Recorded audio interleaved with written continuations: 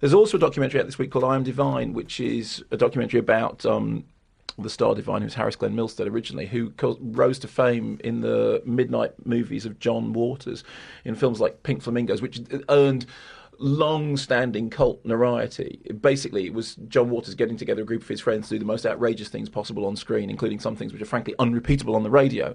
And I remember seeing Pink Flamingos at the Phoenix in East Finchley.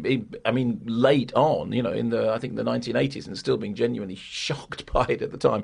Of course, he then went on to become an internationally renowned star. He ended up doing some fairly straight character parts. He acted in a film by Alan Rudolph, and died tragically young. And this is a very, very affectionate documentary that, interestingly enough, finds more intrigue and drama in his estrangement from his mother, which is a story which has a rather lovely character arc to it, than it does in the obvious shock tactics of something like Pink Flamingos. I mean, if you were making a documentary about Divine, about John Waters, it would be very easy to just completely obsess about the more lurid elements of the story. But this is actually very affectionate, very touching, very tender, and in the end paints, I think, a rather tender portrait of somebody who was shy, somebody who wanted to find a group of people with whom he fitted in, and actually ended up becoming a sort of role model for alternative lifestyles. So it's rather good fun. It's called I Am Divine.